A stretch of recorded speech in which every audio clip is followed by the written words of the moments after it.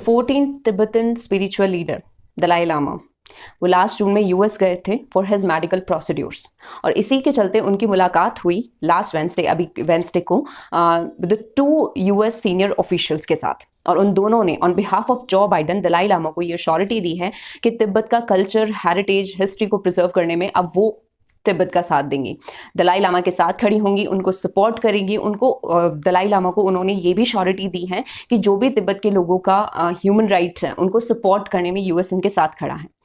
पर इस बात से चाइना बिल्कुल भी खुश नहीं है। चाइना ने इस चीज़ का ऑब्जेक्शन उठाया है। इनफैक्ट चाइनीज गवर्नमेंट ने ये भी कहा है that US government should not meet Dalai Lama, और दलाई लामा को हेल्प ना करे, वो उनको सपोर्ट ना करें। तो आइए देखते हैं इस वीडियो के थ्रू कि ये पूरा सिनेरियो क्या है। तो दलाई लामा से मिलने वाली 2 सीनियर यूएस ऑफिशियल्स, जिनमें से एक उजरा जिया, जो कि है under secretary of state of civilian security, democracy and human rights and special coordinator for Tibetan issue, और दूसरी जो सीनियर ऑफिशियल हैं, she is Kelly Razzouk, the special assistant to the president and national security council senior director for democracy and human rights. वो इसी Wednesday को दलाई लामा से मिलती हैं और डिस्कस करती हैं with him all about the human rights of Tibetan. Dalai Lama, who is the 14th spiritual leader of Tibetan, वो एग्जाइल में रह रहे थे इन इंडिया सिंस 1959 से, क्योंकि उन्हें तिब्बत को छोड़ के जाना पड़ा था या वहां से भागना पड़ा था because of Chinese crackdown and after a failed Tibetan uprising against the repressive Chinese rule. तो 1950 और 1951 में चाइना ने इन्वेड कर लिया था तिब्बत में और तिब्बत को पूरा ऑक्यूपाई कर लिया था। उसके बाद से चाइना ने सिस्टमेटिकली तिब्बत की जो लैंग्वेज है, कल्चर है, हेरिटेज है, हर किसी को इरोड कर दिया था और अपनी लैंग्वेज को, कल्चर को इम्पोज कर दिया था तिब्बत में, और आज तक वही सिस्टम चल रहा है। Dalai Lama is staying in US since June, जैसा कि मैंने बताया था, अपनी मेडिकल प्रोसीड्यूर के लिए वो वहां गए थे, और वहीं पे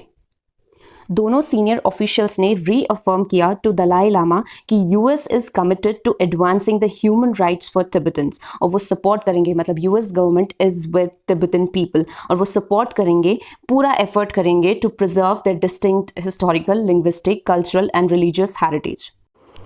साथ ही साथ द अंडर सेक्रेटरी ने ये भी अपॉर्चुनिस्टिकली ये डिस्कस किया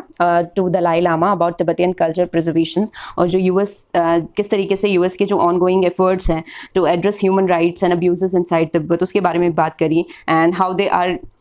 supporting for resuming dialogue between the PRC and His Holiness and his representatives. So Dalai Lama basically he is also the Nobel Prize laureate भी रह चुके हैं। उन्होंने